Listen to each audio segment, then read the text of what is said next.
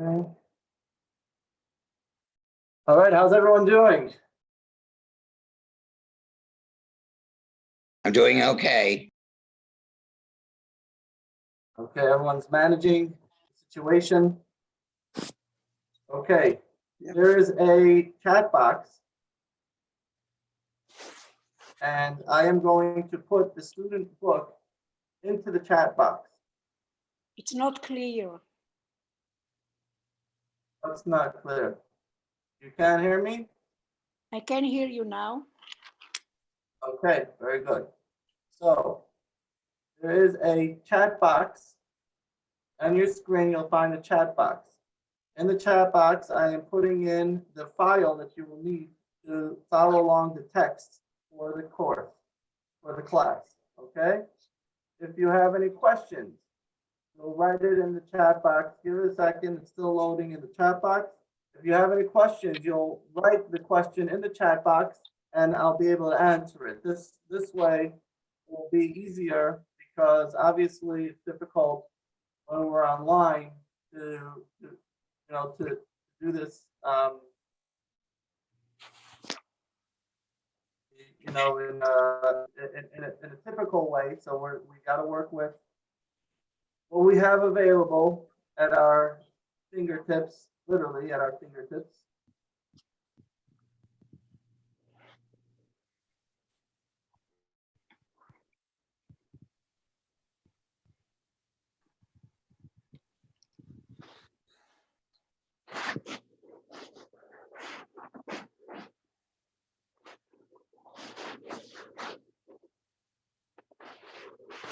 Okay, is everyone able to hear me now?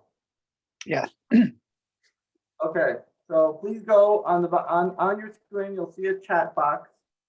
Okay, go to the chat box and look where it says chat. And over there, you're going to see a file. Click on that file, download that file.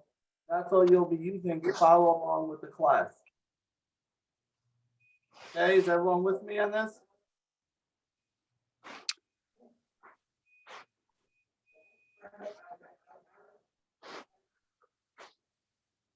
Yeah, I don't have it. Let me see. It's supposed to be blank right now, yes? What's supposed to be blank?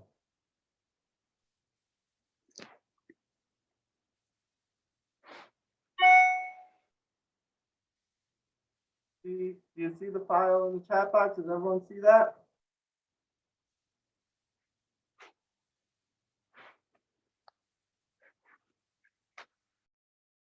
Okay, if you don't, you can write. You don't see and he doesn't see it. Okay.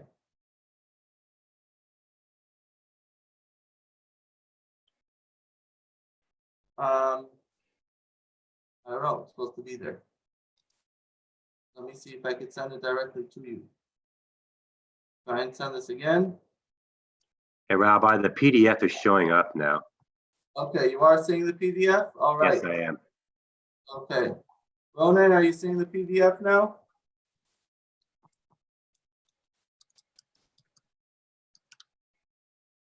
Yes, I see it. And Okay. I'm downloading it right now. Okay, do you see me? Did you see that I wrote the comment? Yes, you wrote Shalom. This is Yardena. So this is what I need now? Yeah, on top there's a PDF file. I need you to open up that PDF file. See it, it's in the chat box. There's a PDF file. You don't see the PDF file in the chat box. All right, I will put it in here again. Let's see. It kind of hides behind the Zoom screen, right? Yeah, I guess so. Oops, sorry, I just uploaded the wrong file. Wait, let me, sorry. That's the wrong one. I just sent the wrong file by mistake. Hold on. Let me do this again.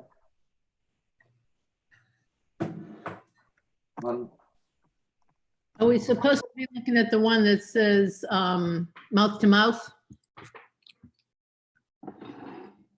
One second. I'm gonna upload this again.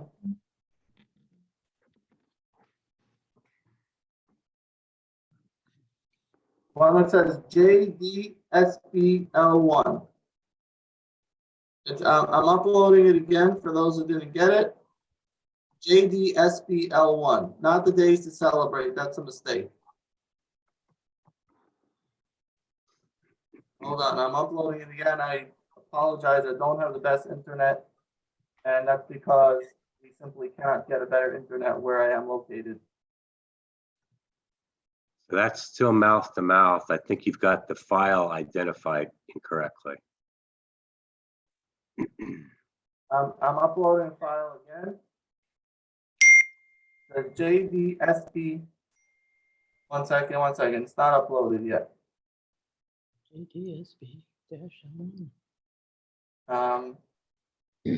Okay, now it's uploaded.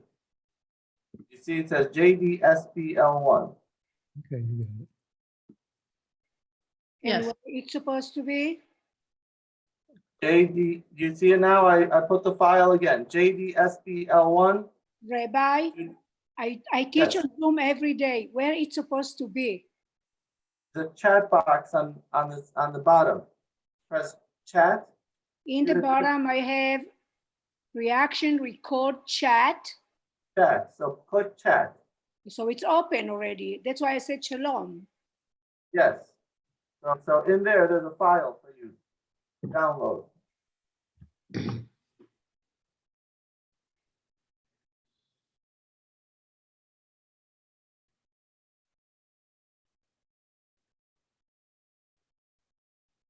Okay.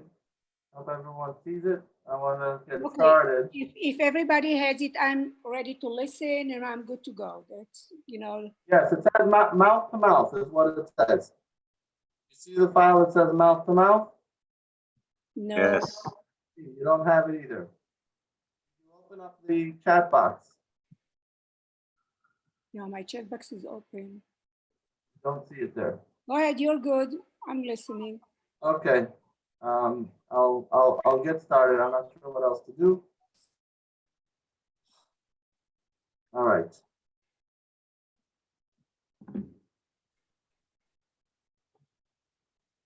Okay. So I'm going to get started. I guess I could have, maybe if someone could private message to her. He only sees comments. I don't know why some of you didn't get this. Okay, anyway. I'll have to send it to you afterwards so we can get the course started. Okay. I'm going to also put up on the screen that you'll be able to follow along a PowerPoint.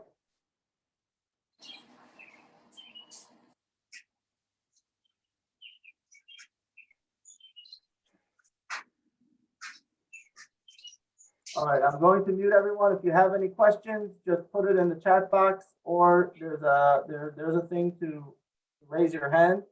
I'll also stop a few times during the course and offer if anybody wants to ask a question, you'll be able to ask a question and unmute yourself at that point. So let us start. Let's begin. Judaism Decoded. This is a fascinating 6-week course, a journey of the study that will explore the foundations of Jewish law and custom. People ask me all the time. They say, Rabbi, how do you know that? How do you know that you're supposed to do so and so? How do you know that you are supposed to, treat Judaism in such a way? How do you know that we're supposed to fast on Yom Kippur? How do you know that you're supposed to light 8 candles on Hanukkah and not 7 candles?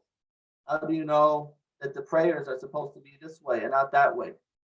This is questions that we all have and that we're all dealing with. And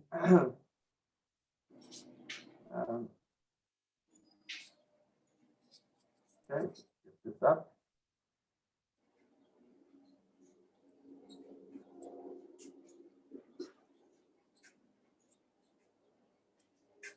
Sorry. Again.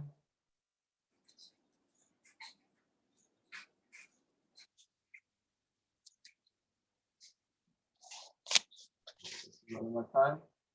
Share my screen.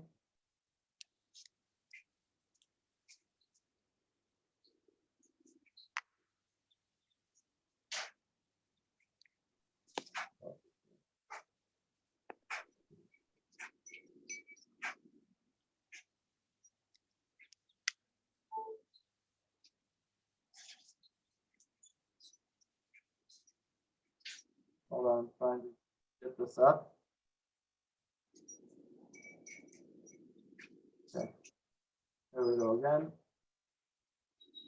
PowerPoint. Yes, Shua and Abigail, you have a question? I cannot find that. Where you say to go to chat? Yeah, on the bottom, there's chat and there should be a PDF file. Some people are saying it's not coming up in the chat. I don't know why. But there's, I put it up there twice, a PDF file in the chat box. And you should be able to download. Huh?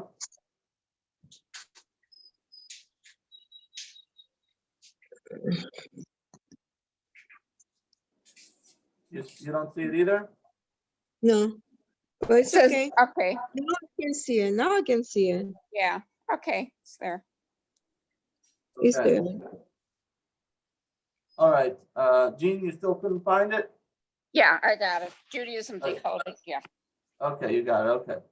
All right, so it doesn't look like I'm able to share a full slideshow. So where do we know all these things in Judaism? Where do they come from? So let's begin with a simple question. What is the holiest day in the Jewish calendar? What would you say is the holiest day in the Jewish calendar? I think that you would probably all say Yom Kippur, right? Yom Kippur is the holiest day of the Jewish calendar. Now, what are the things that we do? Okay. Two of us are on iPads. I wonder if that's the problem. It could be. It's possible. It's possible that if you're on an iPad, you may not be able to see the file. I don't know, but we'll just follow along this way. Maybe next week I'll send the file and the email before the class starts. So Yom Kippur. Everyone can see the screen. We say, what is the origins of Yom Kippur? Yom Kippur practices. What are things that we do on Yom Kippur? Fast. We say Kol Nidre. We say Ne'ilah. We say many prayers.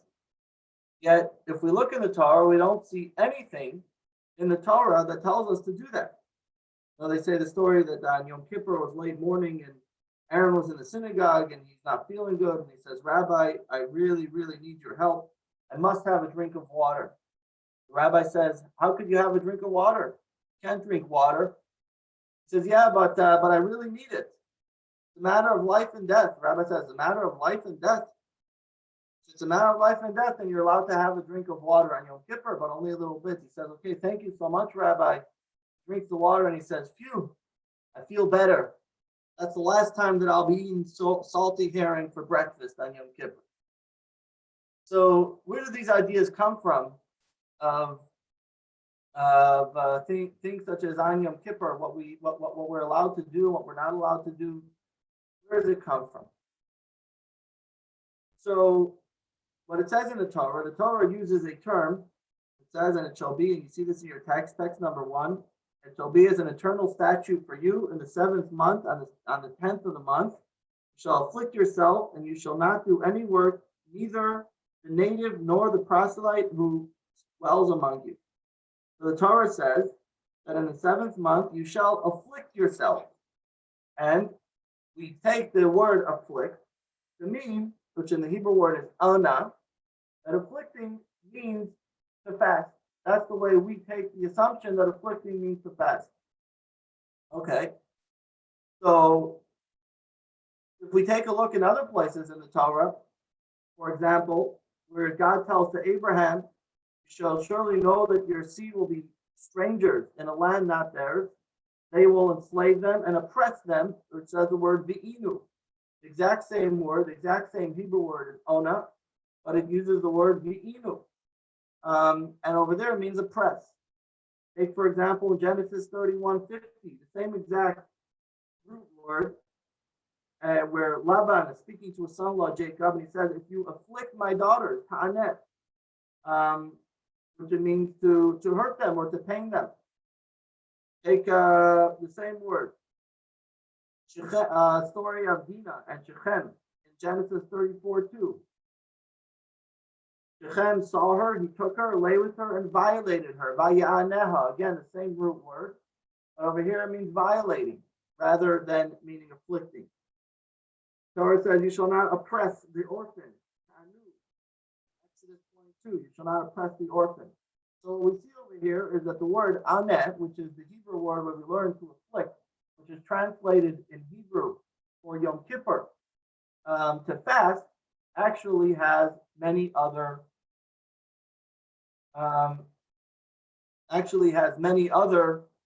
aspects to it, which is that yeah, it actually has many other aspects to it, which is the fact that we many other different translations. Okay, so where do we actually know these things that we do on Yom Kippur?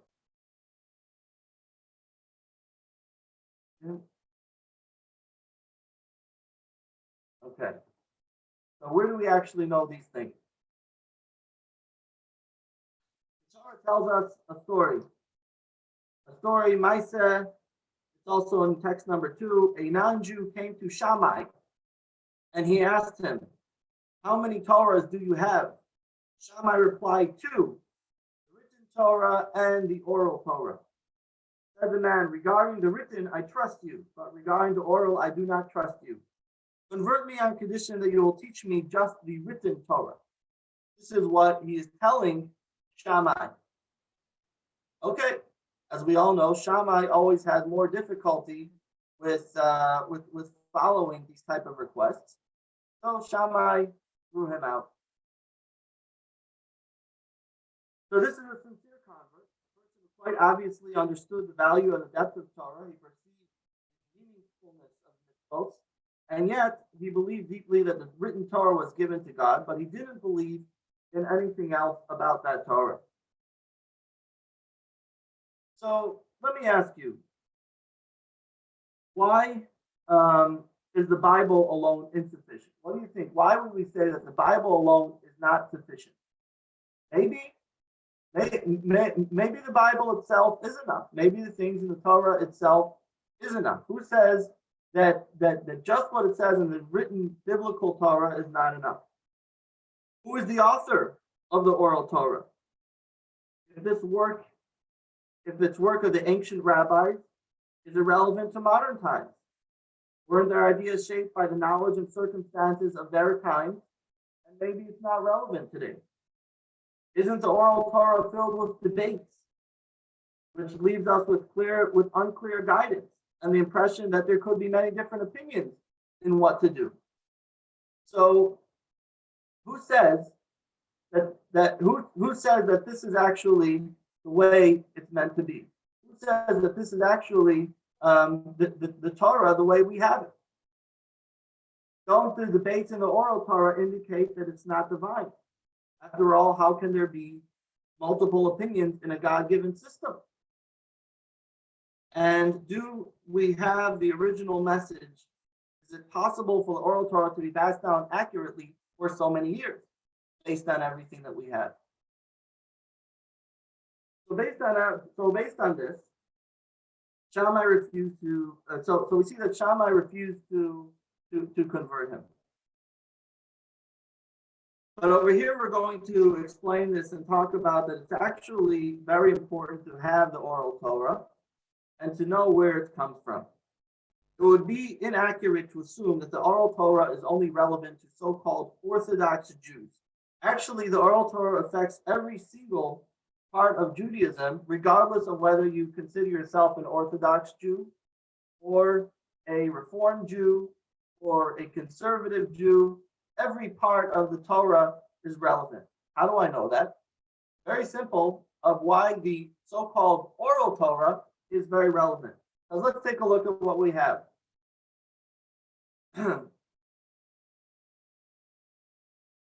Okay. Let's take a look at some of the things we all do traditionally as Jews. The Pesach Seder. How do we know what to do by the Pesach Seder? Most of the things that we find on our Seder plate are rabbinic, not rabbinic, come from the oral Torah. How do we know what we're supposed to have? How do we know what matzah is? How do we know what bitter herbs are? How do we know what you're supposed to say by the Seder? Yet we all seem to say, mostly, for the most part, everything that's on the Seder the same way. Hanukkah candles. Almost all Jews celebrate Hanukkah. It's a completely rabbinical holiday. Fasting on Yom Kippur, we mentioned before. How do we know that we're supposed to fast? Bar and Bar Mitzvah. Everyone has a Bar and Bar Mitzvah. Reformed, conservative, everyone has that. But hey, where does it say in the Torah about a Bar and Bar Mitzvah? I didn't see that written anywhere in the Torah about having a Bar and Bar Mitzvah. And yet this seems to be so typical. Let's take a look at some other things. Tikkun Olam, right? Things of charity in the world, human charity, decency, privacy, counterterrorism. Numerous directives come from the oral Torah. And this is the foundations of our system of Jewish people. So what is the oral Torah? Now, there is an elephant in the room, not on the chat room, say the room. There's an elephant in the chat room, and that is that you can say, well, okay, I hear what you're saying, but how do we know that it's true? So let me first put something out there before we continue on, and that is our assumption at this point, okay, our assumption at this point is that we are accepting that the Torah itself is true, okay? In other words, we believe that God gave the Torah to Moses. We believe that the Torah that we have was passed down from God, from Mount Sinai. That we need to take now as an assumption as being true. Otherwise, we can't go on with this course. We will, okay? We will, later on in a different lesson in the course, we will address how do we know that it's true, okay? And we will address that. But we can't deal with that now because you can't deal with the how until you know the what. First, we have to know what we want to know is true. Once we know the what, then we could say, okay, so now how do we know that that's true? But we first have to know when we say Torah, what is the Torah? Okay, any questions at this point? Anyone has a question? Any questions? Okay, taking that as a no. Let me see if there's anything in the chat. Okay, no questions. All right, then I will move on. Is everyone able to hear me properly? Yes, we can. Yes, okay. Again, I know I don't have the best internet, so there may be a little bit of lag. So I'm just trying to do my best. The location that we're at the Chabad house is that there isn't really any regular internet here. Okay. So let's start with what. And again, we're going to deal with the how do we know. But let's first deal with the what. What are we talking about? So what is the oral Torah? Take a look in text number 3, and I'll read it for those that were not able to download this. Every mitzvah that God gave to Moses was given with its explanation. God would tell Moses the verse and then tell him its meaning, explanation, and all that was contained in the ingenious wording of the verse. This is from Maimonides in his introduction to his Mishnah Torah. So God says that God gave Moses every Torah with the explanation. And everything that's in there came with the explanation of the Torah. So,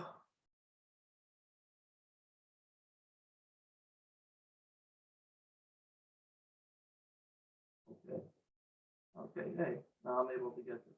It wasn't working before. All right. So the oral Torah is not a latter day addition. In other words, the oral Torah is not something that God that was made up by the rabbis afterwards. The oral Torah is something which God gave to Moses together with the written Torah. The written Torah, to be clear, was something that Moses gave to the Jewish people, wrote it down, had the scribes write word for word, this is exactly what should be written. But the oral Torah is that which is given by God to Moses. Now, to be clear, there's a number of different categories of the oral Torah, but this is what we're going to deal with today, the received oral Torah. There are things that come from the rabbis, and we're going to deal with that in later lessons. Today, we're going to deal with section 1 of the oral Torah, and that is what we call the received oral Torah.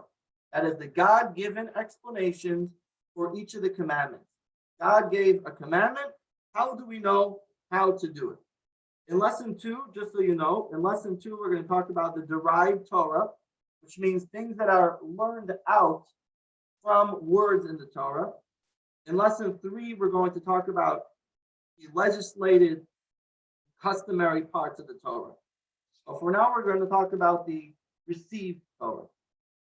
What does it mean that it was given the Torah? So let's take a look. Okay, those are the other ones are going to be in the following course. So let's begin with this question.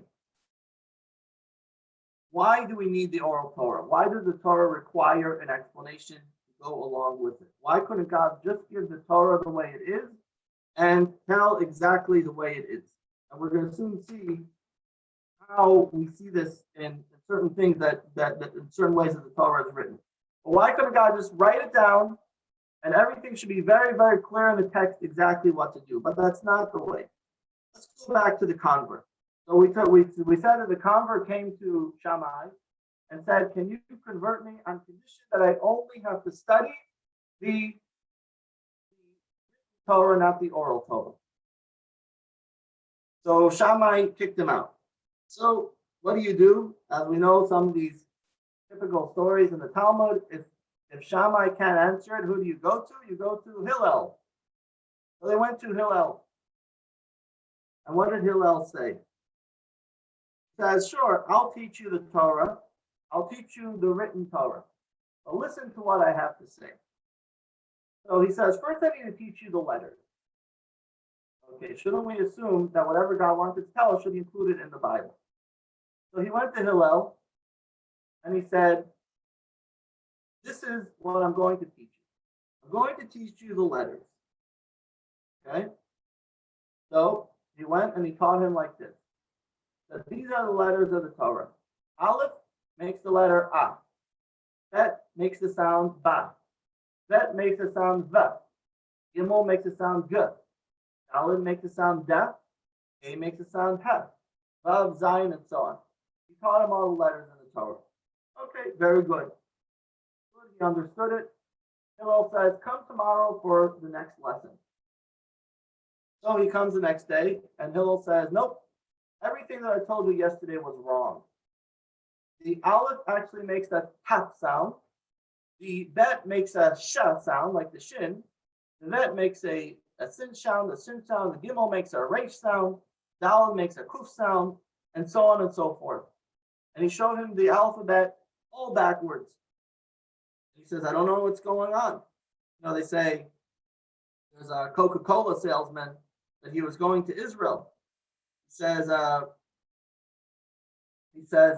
returns home. He was very disappointed. He says, "I got to Israel and I decided to convey a message to the Israelis with a picture poster campaign." And he said, although having no text on it, this poster was able to put across our messages using 3 images.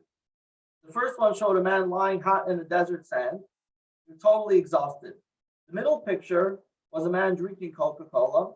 And the third image showed the guy totally refreshed.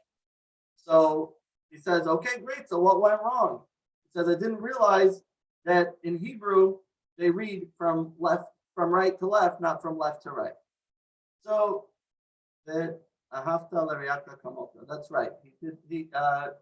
Hillel did say that too. That's a story of a different convert, but that's a famous story as well, where the convert went to Shammai and said, convert me on one foot, and Shammai kicked him out, and he came to Hillel, and Hillel said, all that you have to know is don't do unto others what you don't want done to yourself. So we see a number of these different stories. This is a different story, but anyway, they say that when European antiquity scholars descended on the ruins of ancient Egypt, they couldn't read any of the Egyptian hieroglyphics. So, until they found the famous Rosetta Stone, which was telling them what to read. So in other words, what was Hillel telling them? What was Hillel telling him? What's the point over here? When we talk about reading certain laws or whatever, reading a book, the book has to come with context. The book assumes that you know what certain words mean. You know what A means. You know what B means. You know what C means. I can't pick up a Russian book and have the same ABC letters because they don't work the same way. And I can't pick up a Chinese book. The book comes with an assumption that you know certain things, and now I can teach you based on what I'm assuming that you already know. I am able to explain to you the things that I want to tell you. But if you don't have the background knowledge of what's going on in the book, then how can you expect to understand really what the book is saying? The same thing with the Torah. The assumption is that we know Hebrew. We may not know Hebrew.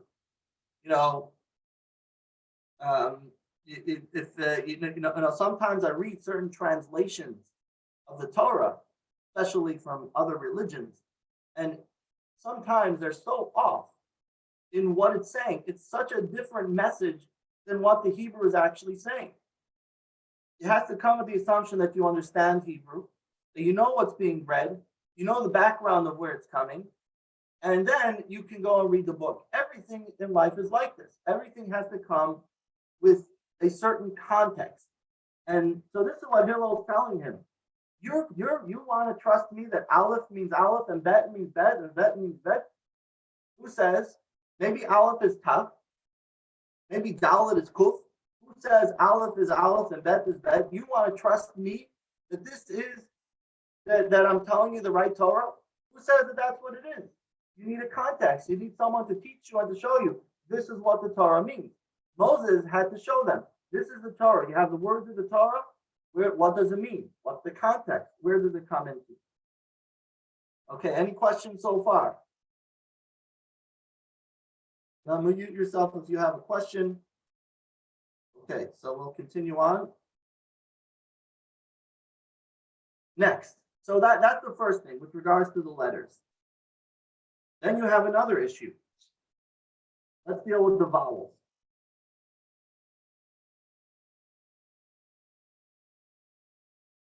Why am I going backwards? Okay. The next thing that we have a biblical gap is vowel. For discussion's sake, let me do a little exercise. I'm going to show you 3 letters. B-R-D. How many words can you come up with the words B-R-D? Write it in the chat box. How many words can you come up with the word B-R-D?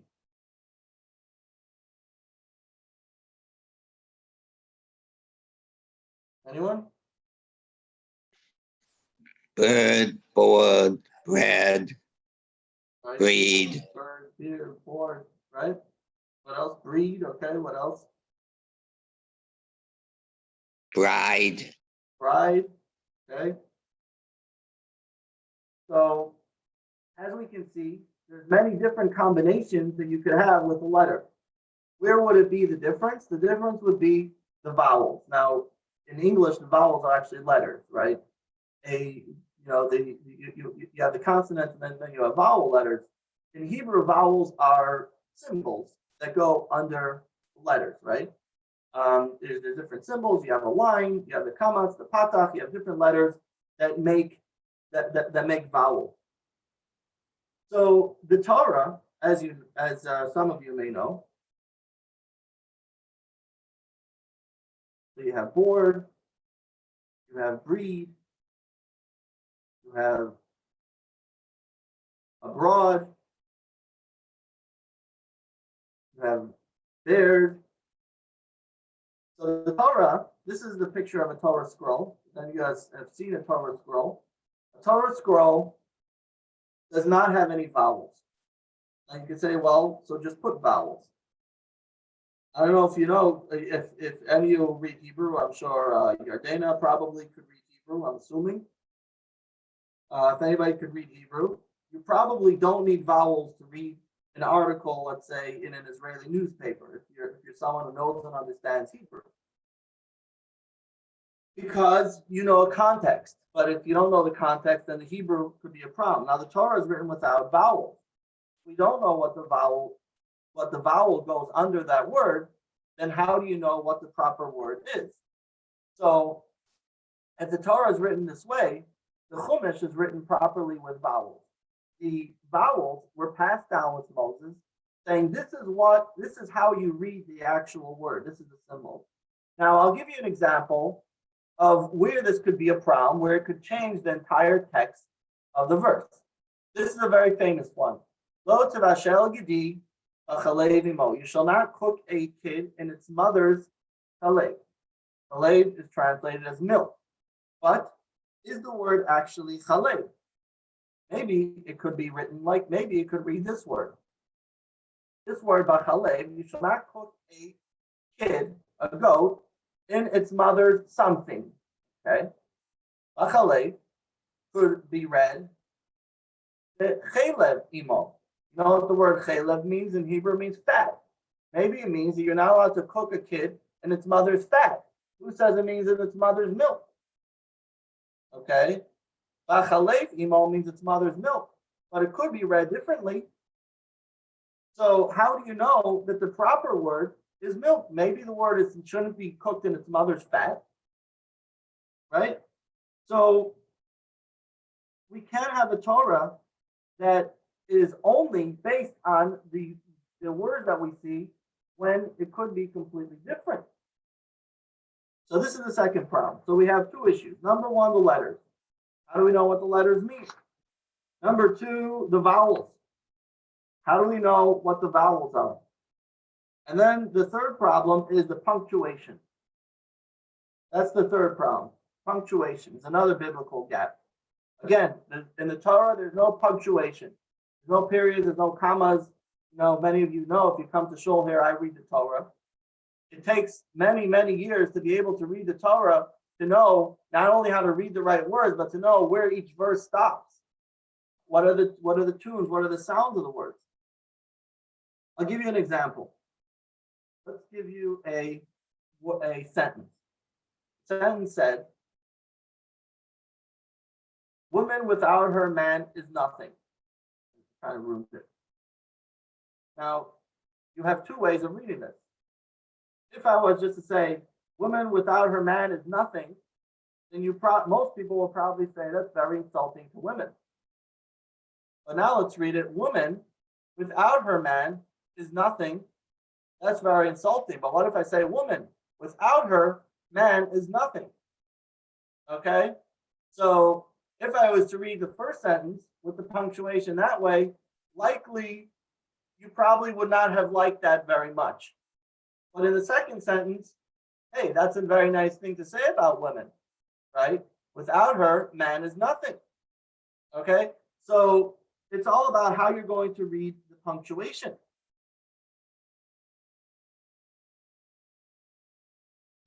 And this is the same problem that we have in the Torah scroll. Here you have the Torah scroll. There's no punctuation in the Torah scroll. There's no lines, there's no vowels, there's no anything that goes with it. So, for example, you have a verse in the Torah scroll. in the Chumash, it tells you what it tells you what the Torah scroll is. But in the but in the Torah scroll itself, it doesn't tell you. The Torah scroll is how it came down. By the way, I do want to tell you as a side point that I am recording this. I am putting this on YouTube Live, and hopefully you'll be able to watch it after. For those who want, you'll be able to watch it after.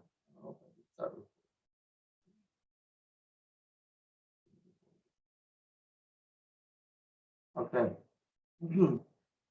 So punctuation matters. Let's take another look. Vayomer Elokim yikavu hamayim. Okay. I'm sorry. This, 1 second. Another thing I wanted to point out with regards to punctuation is also the cantillation. How do you read this? So you see in the blue here. So you have the vowels added. You have the blue is what we call the truff or the cantillation. Vayomer Elokim yikavu hamayim. That is the musical phonetics that goes along with the reading.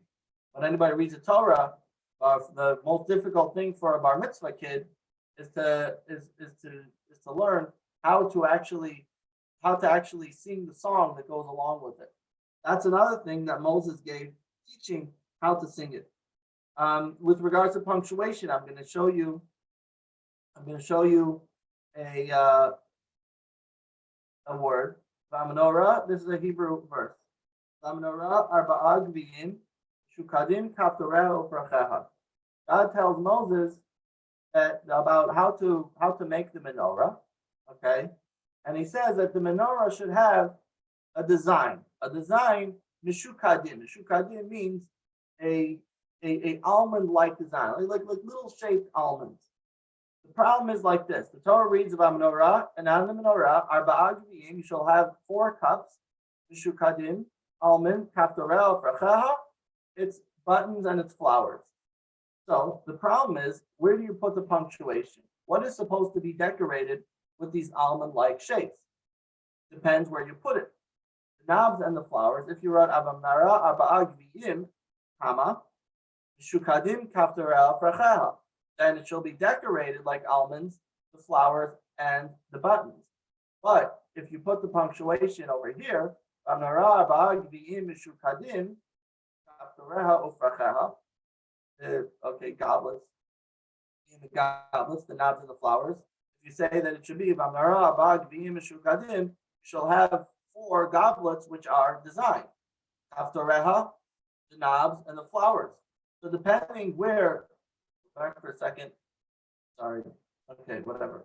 So depending where you put the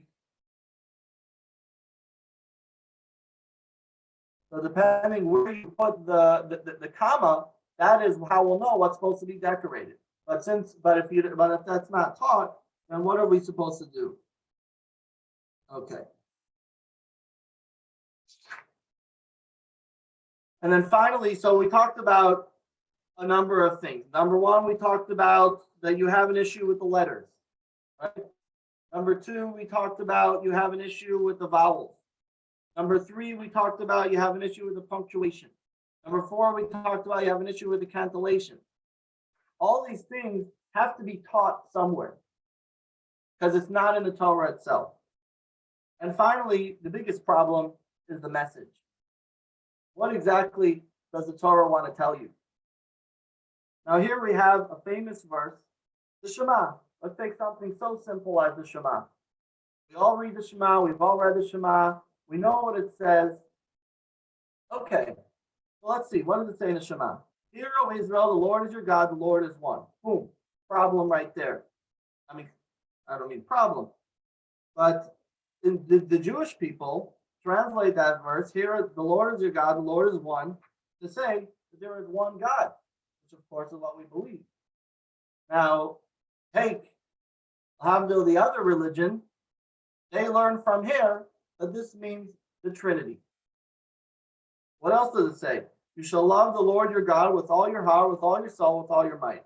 These words that I command you this day shall be upon your heart. How do you put the words on your heart?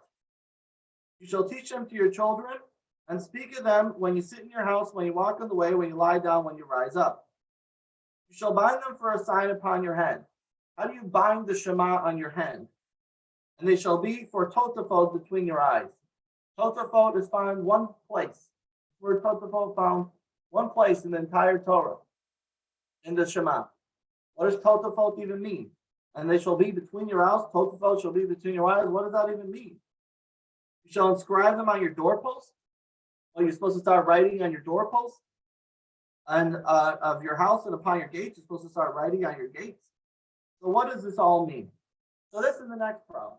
What does this mean? Oh, this is the Shema. This is taken from a mezuzah. How do we translate this? In Jewish history, there was a group of people that were known as the Tzedukim or the Sadducees, and they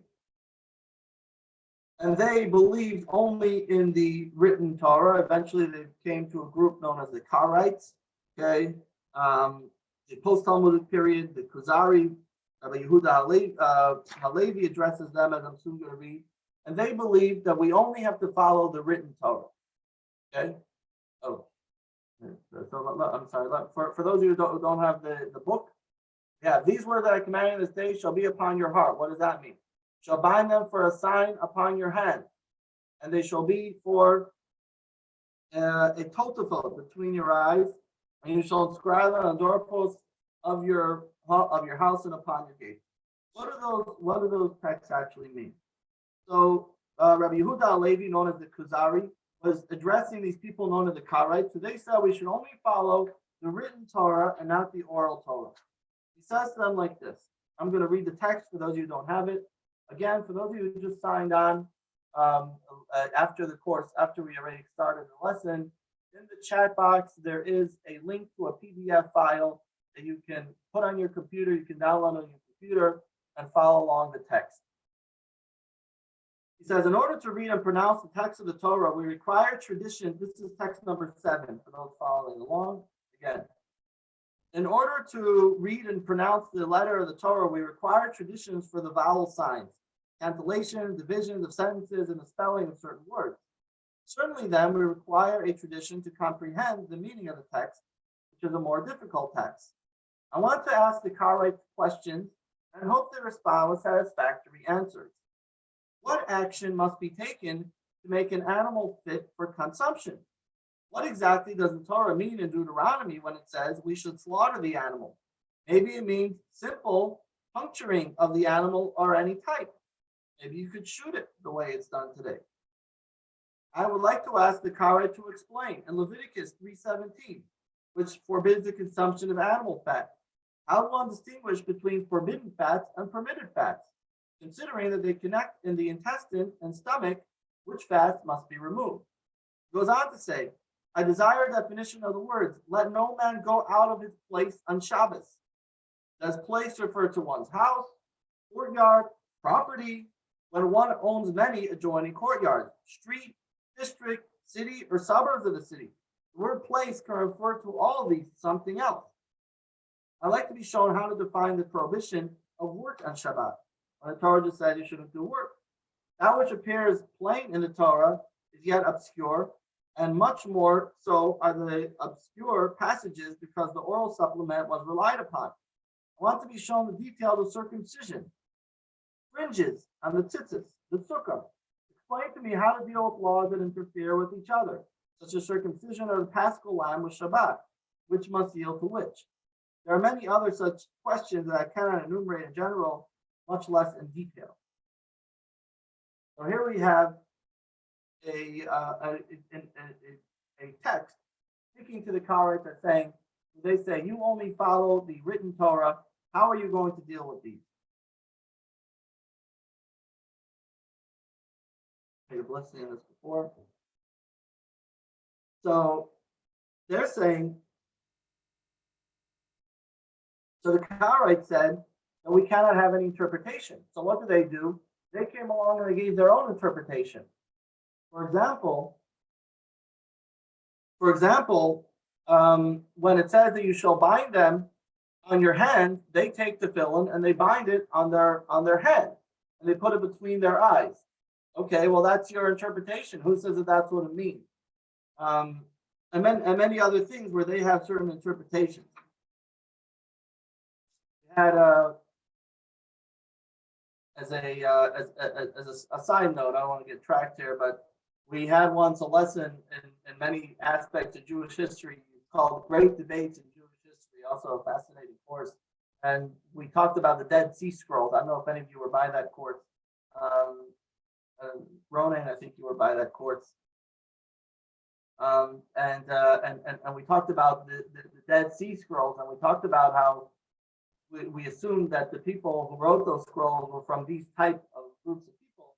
And one example that we gave, we count the Sfiras HaOmer, and they started counting the Omer from the first Sunday after Pesach, because it says Macharat HaShabbat, the day after Shabbat. Our sages, Moses taught that the day after Shabbos means the day after Pesach, but they said the day after Shabbos means the day after Pesach. So they start counting the Omer from always the Sunday after Pesach. And here's another thing. Well, if we read the actual Torah, the Torah itself, the text of the Torah itself, it says like this. Text number 8. Moses tells the Jewish people as follows: Ki ha-mitzvah hazot asher anochi mitzaveh eschem hayom. He says, the mitzvah that I am prescribing to you today is not too mysterious or remote from you.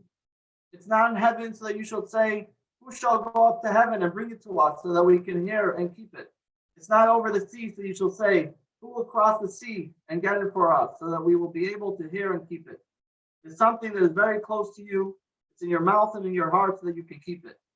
See, today I have set before you a choice between life and good, death and evil. Choose life so that your descendants will live. Moses says it's very easy. Just keep it the way I tell you. How easy is it? It's very complicated. How are we supposed to know what to do? And yet Moses seems to say that it's very easy to keep the mitzvahs. Next point. And then we're going to talk about why the Torah is written this way. But finally, one more point. We find certain texts within the Torah itself that alludes to the fact that there is something more than what's actually written in the text. For example, text number 9, you see, says that when God expands, this is Moses talking to the Jewish people in Deuteronomy, and he says, when God expands your borders as he promised to you, and your natural desire to eat meat asserts itself, so that you say, I wish to eat meat, you may eat as much meat as you wish. You need only slaughter your cattle and small animals that God will have given you in the manner that I have prescribed. You may then eat them in your settlements in the manner that you desire. Moses tells the Jewish people, you shall slaughter animals, right? What we know today as shechita, slaughtering animals, animal kosher. And he said that you shall slaughter it in the manner that I have prescribed. This is Moses speaking in Deuteronomy to the Jewish people. There's just one problem. There's no other place in the Torah that talks about slaughtering animals for human consumption. No other place. And he says, in the manner that I have prescribed. Where? Nowhere else in the Torah do we find it. So this must mean that Moses is saying that I have prescribed to you certain ways to do it. So with that, let's go on to the next part. Are there any other questions before we move on to the next section? Any questions? You can either type it in the chat box or you can unmute yourself and ask the question before we move on. It looks like we have a question here. Why wouldn't God have provided Moses with the Torah that included the vowels and the punctuations? Why give a partial set of laws? Very good, Sherry. I'm going to address that question next. Why was it done this way? Yes. Yes, Al. Okay, here's my question, a comment and question. Because of the punctuation problems, is it possible that God has created the Torah for all of humanity to understand, but that it would be given and carried forth by the Jewish people? For instance, God said, I am that I am, but the punctuation could be expanded to, I am that I am, which means God is in everything and everywhere. whereas we might interpret it a little different and someone else can interpret it a different way. That's my comment and question to you. Okay. So, I'm going to mute you and I'll answer the question. So we don't get any background noise. So I'm going to answer with an interesting commentary, who actually says that why was the oral Torah not written down until many generations? The written Torah was actually written down in the Mishnah. We're going to talk about this later. I don't want to get confused with different subject. We're going to talk about later when the oral Torah was actually written down in the Mishnah. And that was around the time of the destruction of the temple, which is the temple was destroyed 70 CE. Again, I'm not going to get into about that part of the lesson now, but there is actually a commentary that says that the reason it wasn't written down until that much later is because it was written down after the Christians took the Torah and misinterpreted it to be in their way, and only then did it have to be written down in a specific way. In other words, what I'm trying to tell you is that is actually the issue, the fact that anybody can interpret the Torah in the way that they want. And the fact that it's written in such a way allows people to interpret the Torah in many different ways. Now, while that's a problem, that's also a positive aspect to it, because it says if the Torah is so off in its interpretation, the way, let's say, certain other religions say it. For example, we gave an example of the Trinity. So that also tells us that we need to look back at our sources to tell us what is the proper explanation of the Torah, because otherwise you become lost. So the fact that the Torah is written in this way, and the fact that others may interpret it that way, that in itself says we need to find a proper interpretation so that we don't get off track the way it's written in this way. Now, and as far as Sherry, you pointed out, why wouldn't God have done it? That's what we're going to answer right now. Why was it written in this way that could give room for other interpretations? So what is the benefits of the oral Torah the way it is? Why couldn't everything be written out clearly? Vowels, punctuation, elucidation, everything be very clear. So there's a few issues. Not only that, but the Talmud tells us, text number 10. Wait a minute, I want to hear what you say. Well, you had another text? You had another question?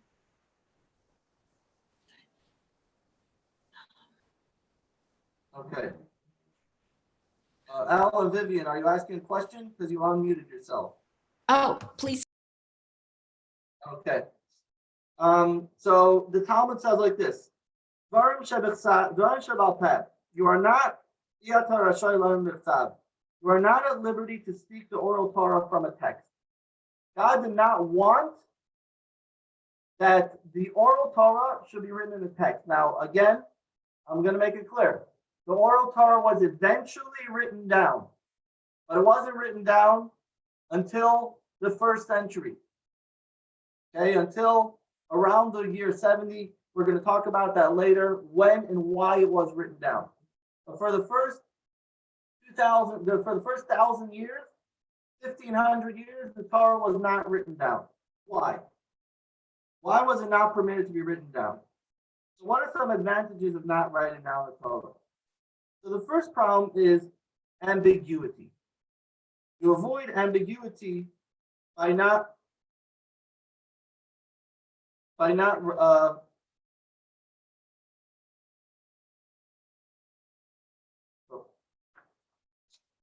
sorry. I forgot to move the slide before. Sorry about this. This is what I said before, where Moses says, "In the manner that I prescribed." This is the verse that I said earlier. Sorry that I forgot to move that slide over. Okay. So what are the benefits of the oral Torah? So the first issue is that it helps us avoid ambiguity. You know, there's a famous text in in the United States Constitution, which is one of the most debated texts in the Constitution, and I'm sure all of you know this, the Second Amendment. Second Amendment rights. Okay, what does it say? It says a well-regulated militia being necessary to the security of a free state, the right of the people to keep and bear arms shall not be infringed. Now, this is one of the most debated texts in all of the Constitution. What is the debate? So you have basically two sides. You have one side that says a well-regulated militia shall have the right to bear arms. This is the side that says the right to bear arms for a well-regulated militia. Then it says the right of the people to keep and bear arms. So there are those that say the collective rights theory that says it says in the Constitution that it's for a well-regulated militia. The other, those that talk about personal freedom, individual rights, say the right of the people to keep and bear arms. I'm not going to go into this debate because that's not the point here. The point that we see here is that you could write something in the text, try and make it as clear as possible, and still you'll have ambiguity with everything that is written. You know, they say a priest and a pastor from a local church were standing in the road, and they had a big sign that said, "The end is near, the end is near. Turn around yourself before it's going to be too late." And the driver is driving by, and they see the sign, they're standing in the road, and they laugh at them and say, "You religious nuts. Why are you putting a sign that says the end is near, turn around before it's too late?" Suddenly they heard cars screeching and a big splash. And they said, didn't you read the sign? It said the bridge is down. So we all have the way that we take our the way we read things. Are we reading it that the end is near, or are we reading it the fact that the bridge is down?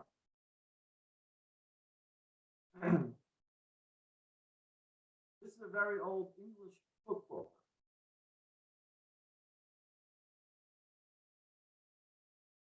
Okay, I'm sorry. Oops, sorry. For those of you who have the book, okay, I just kind of ruined it. But if you take a look, for those of you who downloaded the textbook, see over there, the way it's written. This is an old English cookbook. It says, take a good quantity of onions and a mice time not to smell, whatever. I'm not going to go through the whole thing, but it's a good exercise. This is what it actually says: take a good quantity of onions and mince them, not too small. But if you look at the actual text, which you'll find in the book that you downloaded, if you did, you'll try and read it and you'll see it's completely impossible to read, even though it says very clearly what it is. So in other words, the Torah is written in a certain language. Even the Hebrew that we have today, modern Hebrew, is very different than the actual Hebrew that we have, than the actual Hebrew the way it was. The old, the biblical Hebrew. So let's read text number 12. Rabbi Yosef Albo, known as the book Sefer HaIkrim. Anything that is written regardless of the form could possibly be interpreted in two different ways. To the extent that it's possible that one way will express the writer's intent and the other will convey the total opposite. As Maimonides writes in his epistle to resurrection, that while Jews understand, "Hear, O Israel, the Lord is God, the Lord is one," to me, God is absolutely one. Christians interpret this verse to support the doctrine of the Trinity. Therefore, in order for God's Torah to be complete and properly understood, it is necessary that when God gave the Torah to Moses, that he also explained the true meaning to him. Moses did the same with Joshua, and Joshua with the prophets, and similarly with the subsequent generation, there would be no doubt in understanding the text properly. This explanation is called oral Torah because it's not supposed to be written. Even if it were written, it would be ambiguous, just like the text is coming to explain. So this is the problem. If we only have the written Torah, no matter how well you're going to try to make it clear, "Hear, O Israel, the Lord is your God, the Lord is one," yet we find that it was translated in such a different way not only different, but completely changing the entire meaning of the Torah. So this is number one. Number one of advantages of oral transmission is you avoid ambiguity of a written text. That's number one. Number two, there's another issue with that, and there's another reason why it's good to study the Torah in this way. And that is, one second.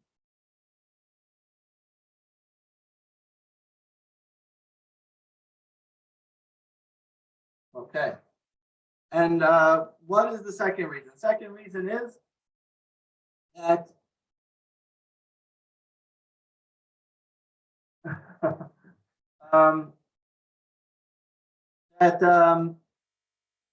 superior learning. When you have a proper text, then you learn more properly. Let's take a look at Rabbi Yeshua Falka Cohen Katz, B'nai Yisrael. It sounds like this. Moses commanded at Sinai to teach all of these laws orally and not to record them in writing, so that we would not rely on recorded information that would be readily available, as that would result in a laxity of study. When something is not recorded as its preservation requires of us to learn it by heart, we study it with more concentration, and we continuously contemplate the material in order to ensure we remember it and do not forget it. I'm going to give an example just like this. Okay.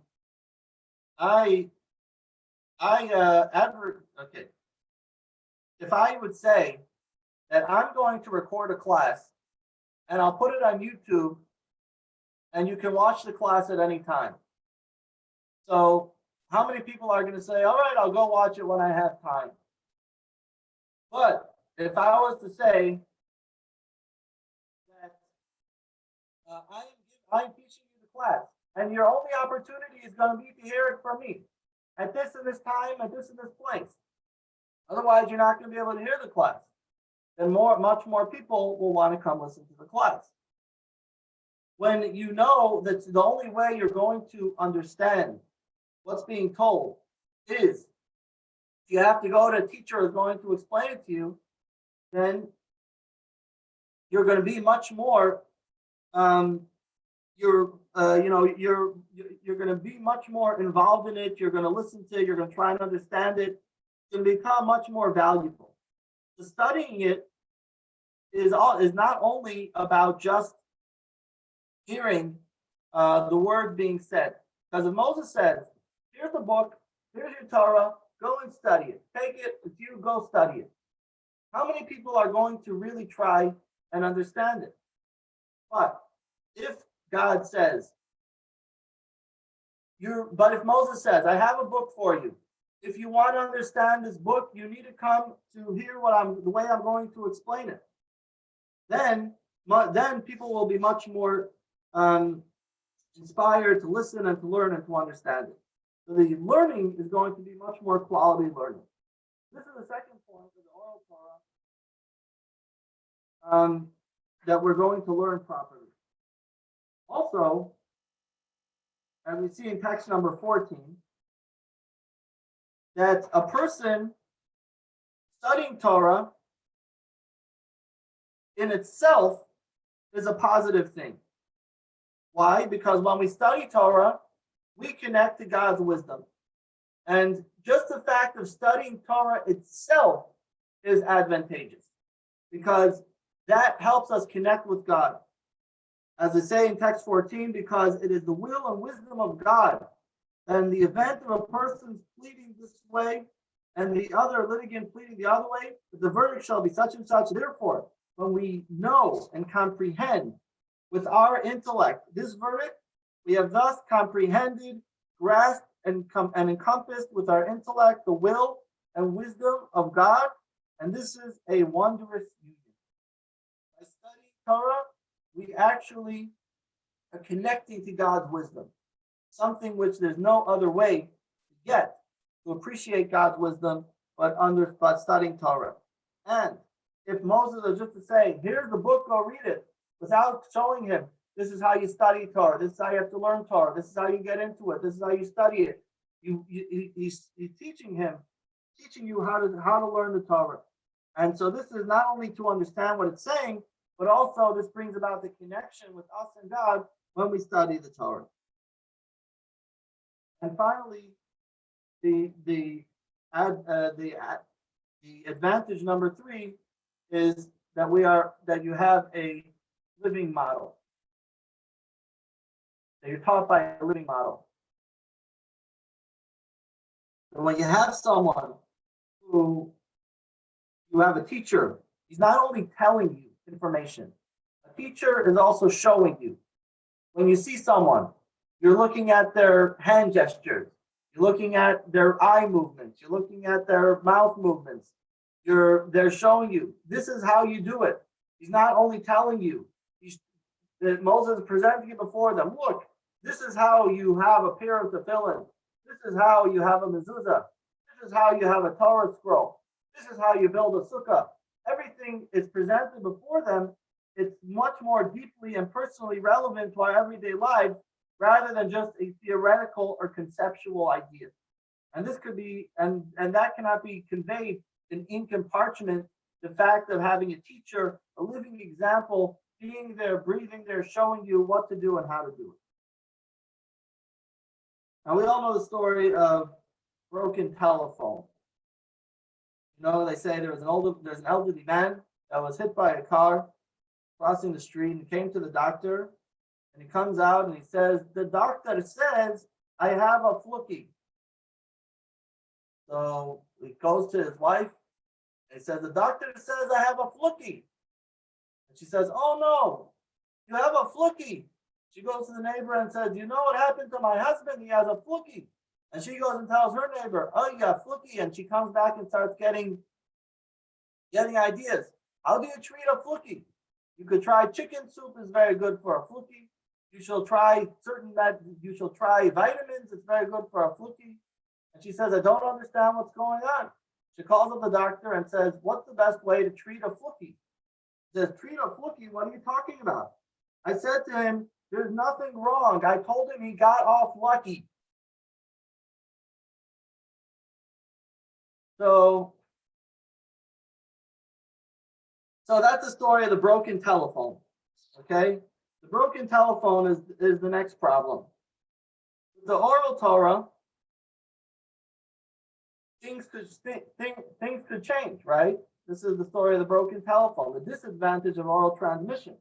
So we know that it's good to have oral transmission, but the problem is, what if things change? And maybe we're skeptical regarding the accurate transmission of how it comes. So therefore, the Talmud tells us how it actually took place. This is in text 15a. Talmud says, what was the order of learning the oral Torah? Moses learned directly from the Almighty. Aaron would then enter, and Moses would teach him. Aaron would then remove himself and sit to Moses' left. Aaron's sons would enter, and Moses would teach them. His sons would remove themselves. Elazar would sit to Moses' right, and Itamar to Aaron's left. The 70 elders would enter, and Moses would teach them. The elders would remove themselves. Then all the people would enter, and Moses would teach them. Moses would exit, and Aaron would teach it to all those present. Aaron would exit, and his sons would teach it to those present. His sons would exit, and the elders would teach it to all those present. Thus, everyone learned it 4 times. Okay, so Moses taught it to Aaron. Then he taught it to Aaron's sons. Then he taught it to the elders. Then he taught it to the Jewish people. Then Aaron would teach it to them. Then the sons would teach it to them. Then the elders would teach it to them. Then all the Jewish people. So everyone learned it 4 times. So it wasn't enough that it was only learned once. Every part of the Torah had to be learned 4 times. Then, continues Maimonides and says, afterward, the people would disperse in order to review with one another what they have heard from Moses. And they would write the verse in scrolls. Ministers spread out among all the people to teach and review until everyone knew the verse and how to read it well. They would also teach the God-given explanation of the verse. People would write the verse and remember the explanation by heart. So when Moses taught the Torah, it was taught again and again and again until everyone knew everything very clearly. So then you say, well, what if there was a misunderstanding in one of the things that were taught? So he said that afterwards, after 40 years in the desert, the first Shabbat, Moses gathered all the people and he said to them, the day of my death is near. Therefore, anyone who has heard from me something but forgot it shall come and clarify the matter. And whoever has a question shall come and I will explain. And Moses gave the opportunity for a full month and said, anyone that is not sure of any laws that we learned here over the last 40 years, come here, present it to me. I will clarify it and make sure that it's understood. So he went through a very long teaching process. Everyone had to learn it at least 4 times. After the 4 times, they then studied it again. And even after that they studied and continued to study and practice, Moses said, now you have another time that you could come forth, bring all your questions, and I'm going to make it very clear. So Moses wanted to make sure everything is very, very clear, exactly what to do and how to do. So now comes the other question. So then, if he taught it to them so well, so why do you need the written Torah? So if it's so good to teach things orally, why do you need the written Torah? So for that, I'm going to do a little exercise. Take a look at the screen. What does this say?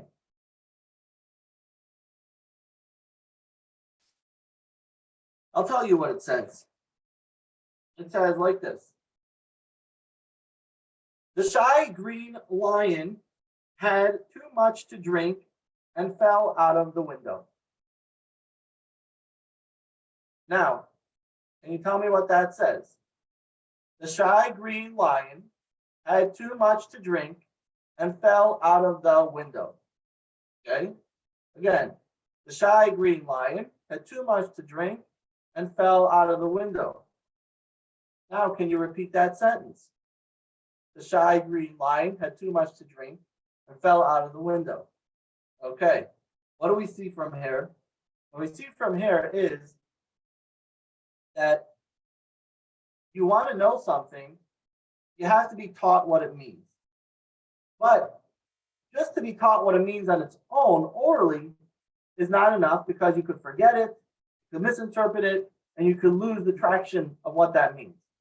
Put that together with a text, albeit in somewhat ambiguous text, somewhat hard to understand, somewhat questionable text, one that doesn't have vowels, one that doesn't have explanations, but put that together with the explanation, and now you have a great transmission of the Torah, and you have now 3,500 years of Torah study that is never changed. And this is the way the Torah was given to the Jewish people from Sinai, one level after another, being able to understand it. Now, that being said, there are still ways that we could interpret certain verses that perhaps, what about the things that Moses didn't teach? Did Moses teach every single word in the Torah? Did he say every single line in the Torah, every single detail in the Torah? Did he explain every single vowel in the Torah, what it means? So for that, we're going to talk about next week about, are there ways that we could actually interpret the Torah, and how do we do it? If we don't have information passed down, could we actually interpret the Torah? First, I'm going to show a little video to close this off. Let me play this video. Give me 1 second.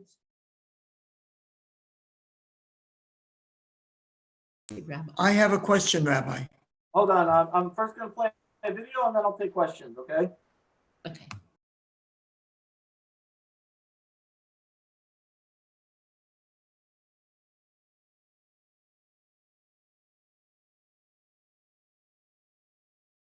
One second.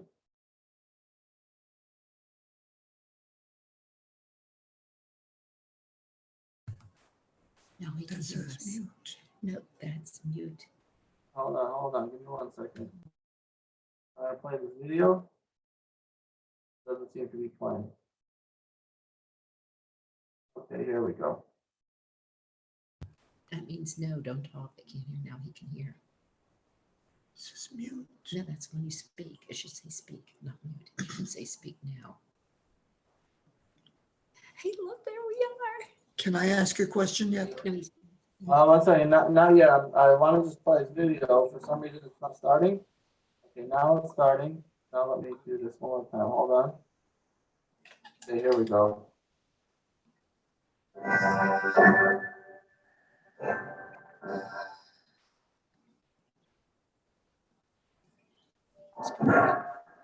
He's good. Yes, yes, effect. Let me back this up again. I always thought it's Yossi. Yosef. Not Joseph. His nickname is Yossi. Yossi. Oh.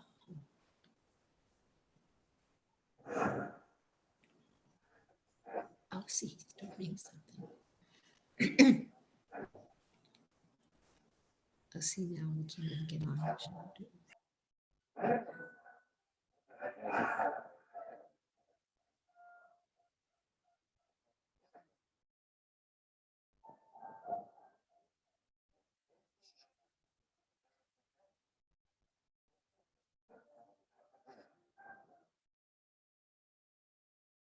What happened there? Sorry, hold on. 1 second, sorry. All right, do this again.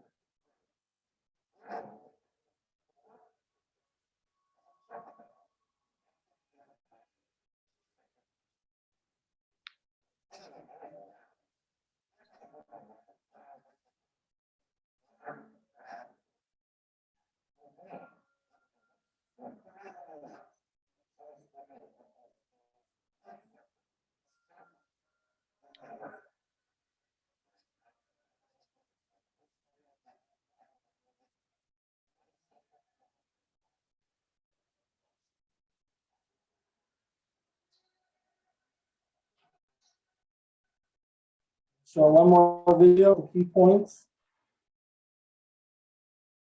Key points.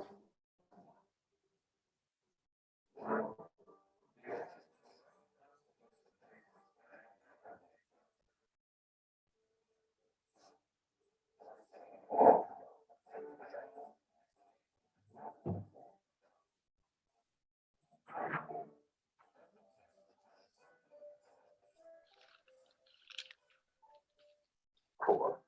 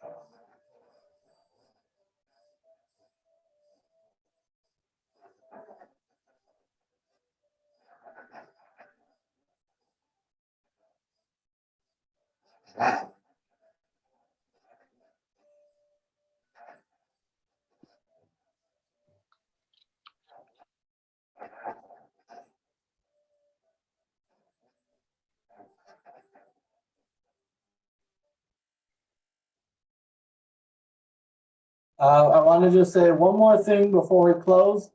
That is that if anybody would like to would like to find out some more videos and more more lectures on this particular subject, go to torahcafe.com/go/JD1 and the Judaism Decoded 1. And that's torahcafe.com/go/JD1. You'll find more lectures, and you'll see in each of these lessons more lectures associated with each of these lessons. Okay, and now I will open it up to questions. Go ahead.